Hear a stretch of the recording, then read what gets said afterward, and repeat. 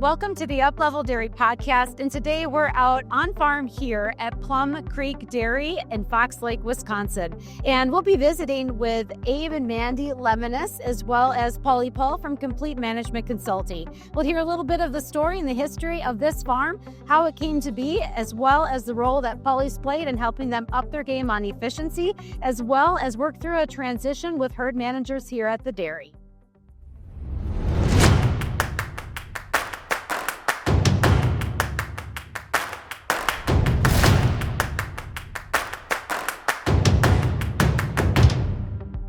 And so, Abe and Mandy, welcome to the Uplevel Dairy Podcast. Thank you. So tell us a little bit of the story. How did you guys get your start in dairy?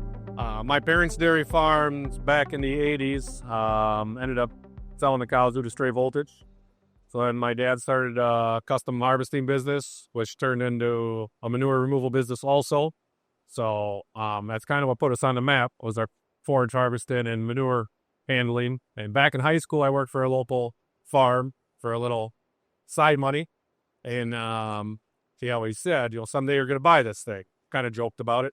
I work with some of the same staff there that we work with here. So we got a pretty long relationship with some of our crew. And we did all the work there, the manure and the forage harvesting there for many years. And we ended up buying it in 2017. It's kind of an older facility. We had the goal of, we'll run this for 5-10 years. If we really like dairy farming, then we'll put up a different facility or something because it was getting pretty outdated. Fast forward a few years to this facility coming up for sale. Interest rate was right. We bought the place for pennies on the dollar. And that's when we met Pauly. So, right at the start of COVID. So it was kind of a interesting time. Worked with Pauly as we were going through this place. We had a lot of questions because he was running it at that time. And he kind of helped answer all the questions. And then when we ended up buying it, work with Pauly to help kind of transition into it. So your story really, Abe, it starts out as you were growing up in the business of more crop farming and manure hauling. Yep. And then started milking on a dairy nearby here. And so you'd show up for these early morning milking shifts and say, someday I want to own this place? 10 years ago, had you asked if we'd be doing what we're doing right now, we probably all would have laughed at you. Really? Well, but I guess opportunities presented itself. And, so we were doing all the work at that farm. All the staff stayed. So he said, yeah, let's give it a go. Wow. Okay. So you really just got into dairy in the last 10 years. Correct. Yep. Yeah. And Mandy, how about you? Was dairy part of your background? No, not really. I mean, my grandparents did own a dairy, but that was about the extent of my background. I really didn't have much to do with it there. So, but no strangers to farming and agriculture, especially in this area here where we're at. But as you said, you ended up at this dairy after you had made that purchase. And then this opportunity came up, a local place that was available in a circumstance right pre-COVID, and also under Pauly's management through Complete Management Consulting as a foreclosure farm. If you could describe what it looked like, what did you see? Start in the parlor. Cows that are well past their prime. Employees who were kind of disconnected to whatever was going on. No automatic takeoff. So, I mean, those cows had milkers on for 15, 20 minutes when we'd stand in there. So, what did it take to fill this barn? What did you have to do? We were pretty fortunate to be able to source cows that are out here. So we took our 400 cows from our dairy that we were running by a pond. Yeah. Moved those in here. We were able to buy 400 cows from a customer that we'd done manure removal and forage harvesting for probably 15 years. We worked with them. They wanted to get out of dairy farming, so they actually kept their cows for an extra year, hoping that we'd be able to buy them and move them in here because they knew this was coming up. We had a local farm they're overstocked. They brought us 128 cows. We had another manure pumping customer reached out to me. He got brain cancer, just diagnosed with brain cancer. Wanted us to take some of his cows, make life a little easier on his hired hands. We took 100 cows from him. We had another gentleman wanted to get out of dairy farming, so we bought 200 cows from him. And then we had another farm by Campbell Sport that had 350 cows that they wanted to sell. So the nice thing was we were able to move 1,800 cows in here, and nobody was on a trailer for longer than 30, 35 minutes. When we bought it, it was in December. Didn't move the first cows until like the 10th or 11th of January, and it was cold. So we had blown all the water lines out and everything and going out to the barns, which was fine. None of the waters have heaters in because it's all second-use water. So as we added cows, we would turn pens of waters on, and the whole barn was just already too cold because there was nobody in here making heat. Yeah. So every morning and night, for basically that whole winter until it kind of started warming up, we would pickaxe the waters open every morning and night just because we didn't have enough girls in here making enough heat. So here you were pickaxing waters open. It's January. You just bought this dairy. Was there ever a moment when you wondered if this was the right decision? Yeah, there was plenty of that time, especially the week we removed the majority of the cows in. That was painful. So what was it about that point in time in this dairy that made you pull the trigger? We would not be able to build this facility for what we'd be able to buy it for. All-time low interest rates. That facility was very aged over there, the milking part of it. So we thought if we could buy this for the right price, turn that into our heifer farm, that's what we do with. Yeah, so that was the transition of the farm then. As you bought this site, this became the central milking facility, and the other place a few miles away from here is now the heifer site. That's correct. Gotcha. So let's talk a little bit about how Pauly came into the picture. So you guys were connected from when you first bought this location here at Plum Creek Dairy, but a couple years ago, you reconnected because there were some challenges that you were facing. So tell me a little bit about what some of those challenges were at that time. We reached out to Pauly if we wanted to make some changes here on some roles and responsibilities. Pauly came up with some ideas on how we could handle some things. We had him, he came out a few times, worked with our people. He came back to us, gave us some suggestions on how or what he thought we could do. We all kind of tweaked that. And then we had Pauly and his crew come back and train a bunch of our staff for these roles. So you were experiencing something that a lot of dairies go through. And really, like when we talk about that rearranging of employee roles, it was really a transition from one herd manager to a new herd manager. Holly, this is where you came into the picture. What were some of the things that you saw as opportunities right off the bat when you came back to this dairy, a dairy you were very familiar with? What did you see as opportunities to be able to, first of all, smooth that transition of one herd manager to the next one? I realized they had the capabilities of doing all the duties that were needed to get done here on the dairy. So I think by reallocating, their time and reorganizing that a little bit, they could handle everything that was being done beforehand.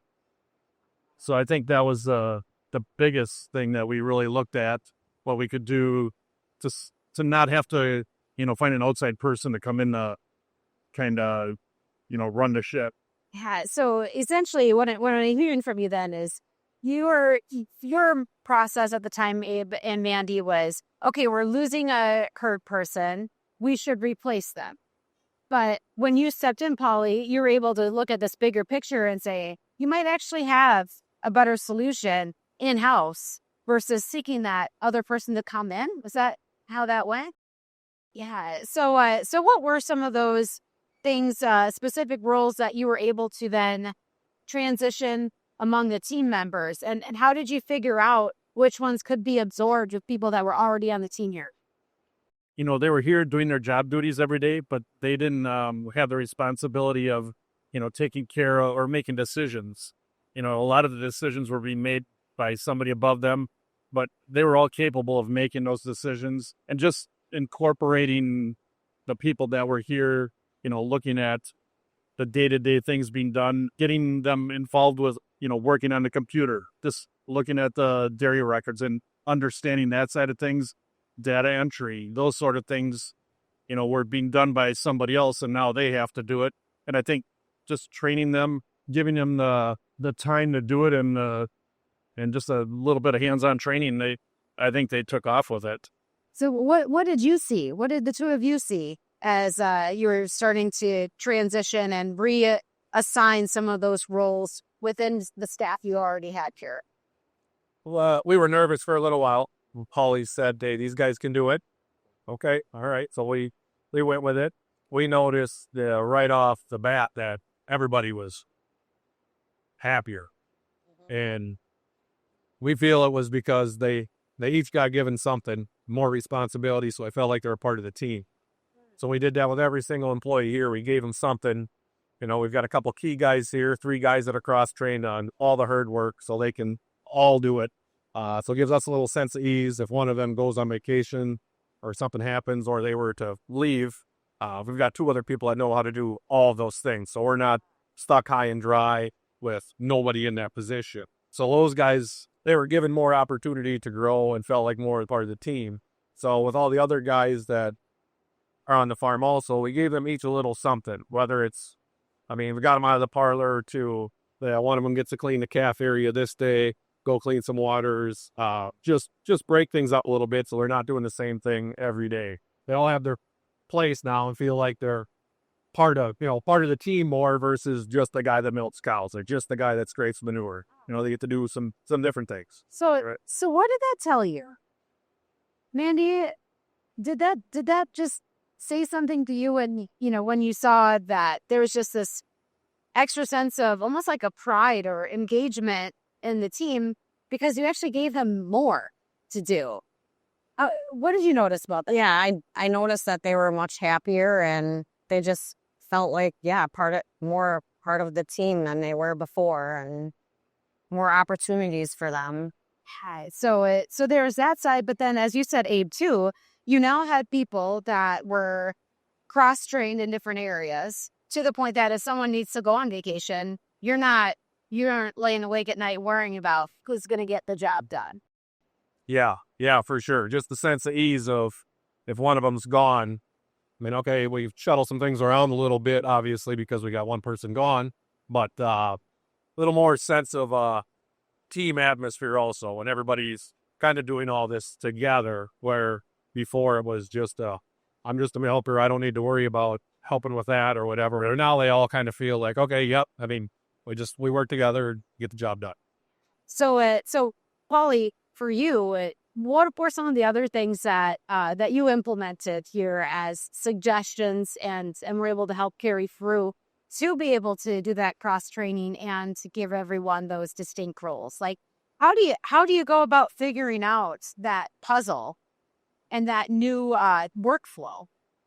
So the first thing we did is spend time with the employees and watch what they were doing day to day, understanding the struggles they were having with certain things. And then we came back and said, all right, maybe if we reorganize the pens a certain way, we can make things more efficient. And in that whole process, while we're doing that, we also said we can add more cows. We looked at the facility and said, I think there's room for more cows. And we just kept talking about that. And I think today you're I don't know how many more you're milking, but it's quite a few more than what you were at that point in time. Yes. Yeah, for sure. So when Pauly came, he had hinted a few times that you could milk more cows through here. And so once the dust settled and we got everybody kind of training in their spots, we listened to Pauly and we put another 32 cows in the pen. And we said, well, let's see how that goes through the summer. And there's really no negatives that came along with it. So that just told us that a bunch of these other pens can have 32 more cows. And all this happened, and we were able to send our far-out dry cows to a grower. So we were able to fill that whole pen with cows. So we went from, a year ago, we were milking 1,500 cows. So right now we're milking 2,000. So 500 more cows. And did you have to add any more people? We did add one person in the parlor. And then recently we added one person for cow flow, just to help get them into the parlor and get them out of the holding area back into their pens. So when you talk about adding those people, now they have roles, as you said, parlor and helping with cow flow, but are they also trained to do some other things too? Are they part of what you mentioned before with cross training, where you've added people, but also added on more hands to do different tasks as well? So some of them are, yes, but some of them, when I said we gave them all a little something, maybe we didn't give them another job to break away just here and there. Maybe we took the guy that was milking 5 days a row in the parlor, and we took him out of the parlor the one night to work on maternity and had the maternity guy go into the parlor. So everybody here, there is no one person that only stays in the parlor. They have different roles. Some of them might just be one night where they get to step out and do something different. Now, there are some people that only want to milk. They don't want to do other things. So we do run across that every once in a while. When you talk about change then, so making that change right there, was it harder for them or harder for you as managers? Little bit of both. Yeah. Probably harder on them for a little while. I think once we understood what ownership and management wanted, and then spent the time with the employees understanding what they were looking for, and then try to bring that together and find a common ground for the employees and ownership. I think that's the key to it all. We can typically come into a dairy and look at what's going on and say, all right, here's a list of things that need to change. Here's how it should be run. But it doesn't always go that way. There's got to be some give and take between both sides. And I think here you could tell the employees wanted to do more, but they weren't sure how that was ever going to happen. I think the roles that they were in beforehand was they were kind of, just segregated to, this is the only thing I'm going to ever do the rest of my life, and just by giving them a little extra challenge and things to do, and then asking them, would you be interested in doing these certain things, finding out who has the interest, and then, empowering them, getting those people into the positions that they really want to be in. So it took some conversation really on both sides. So you guys sitting down and really figuring out what it was that you wanted to see happen here. And then also, what did the employees want? And so what was that bigger vision that the two of you had for how you wanted to see this place run? For us, I don't know if we really had a big vision. It was just kind of an old crap moment. What are we going to do? And then that's when we talked to Pauly. Pauly came and said, hey, we can run this facility with what you have for current staff. When he left at first, we're all like, he's nuts. So then we all talked about it some more, and that does make sense, and let's try it. And after about a month's time, when everything kind of settled down with us and with the guys and all the employees here, we're very pleased. Pauly, do you want to maybe get a little more specific about what you did change on the cow side of things? So the one thing that I really focused on with the employees when I was here was trying to get them to get into a pen of cows, get their jobs done as fast as they could, and get the cows unlocked. I noticed they were locking cows, more than they really needed to, and just trying to streamline that so those cows can get back to their beds and lay down and not be disturbed during the day, I think is very important for milk production. I think overall, the employees that were here were looking for, some guidance, and they wanted a change. And I think after it was all said and done, they were happy with the change that happened. What would you say has been the biggest victory in these changes that you made? I mean, we talked about being able to cross-train employees, basically get more done with the same amount, maybe now a couple more people. You're also milking 500 more cows than you even thought you could. What else? What else would you say are the big wins of what you guys have done here with the help of Pauly and his team? Obviously, the milking 500 more cows through the same facility with really no more additional costs besides obviously feeding 500 more cows. But the staff, we added a few more people. Did we really need to add that many at the end of the day? Maybe not quite all the time, but I don't like to make those guys sit down at the end of the day completely exhausted. We don't want to overwork them either. We want everybody to be comfortable pace, plenty of time to get their stuff done. The main benefit, I would say, is that we're seeing in our cows is prior to this, we had our first lactation and older lactation cows were not separated. They were together. So when we made all these changes, we got them separate from pre-fresh all the way up until the heifers from pre-fresh all the way up until they go dry. Every day it gets a little better on the production. side of that as that keeps, coming further down the pipe. So those are probably the main, and just have your employees. Yeah. What do you notice, Mandy? To have your employees, yeah. Yeah. To me, that's a big win. Yeah. It's a huge win.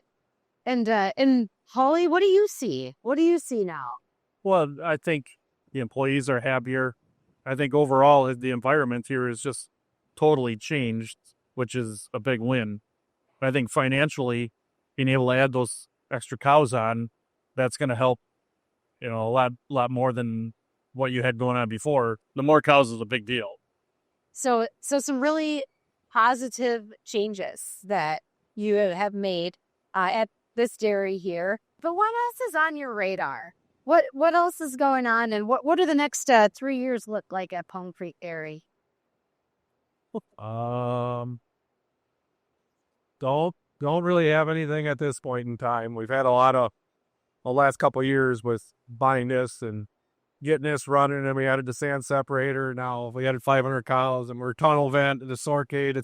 It's been chaotic enough couple of years where hopefully we can lay on the beach for a little while. Yeah, as a couple who got into dairy the way that you did, a little bit non-traditional approach, which, by the way, is a really big deal.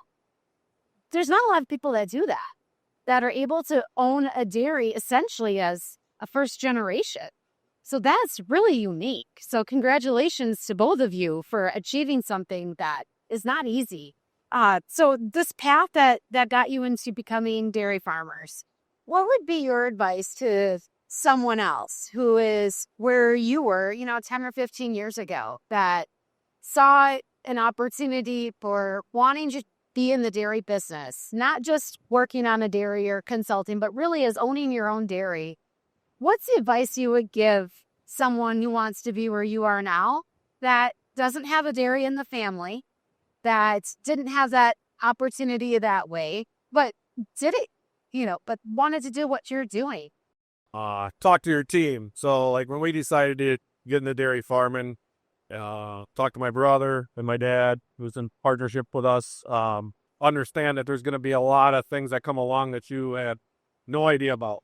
You might have your day planned out for today, but it's definitely not going to go that way. So don't be afraid to ask for help, whether that's your vet, your nutritionist, fellow farmers. I mean, majority of those guys are willing to tell you everything and anything they're doing to help you out. Keep an open mind on things you're doing also, because change is good. It's hard, but normally it's good. You got anything else? Not really. I think you hit it on the head. So openness to change, ask a lot of questions, communicate with your team. And when you're talking team, it's kind of ownership team at first, right? So, and you're still in partnership with family as well for Correct. Yeah. Orchard Dairy, and then also for the other businesses? Correct. Yep. Okay. Yep.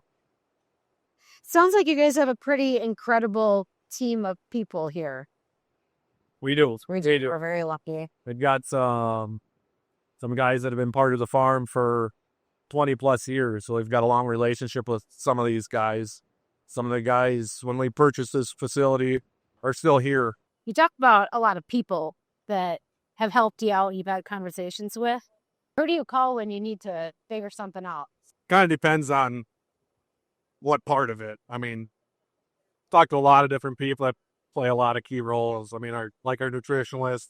Now I have some people that I can call when I'm having a bad day. If it's bad enough, then we have a beer or two together. But yeah, no, there's no single person. My biggest helper would be my brother Luke. I mean, he's like, I'm the one behind the camera here, but he's the one that's like rather not be behind the camera, just in the trenches. So that's been huge.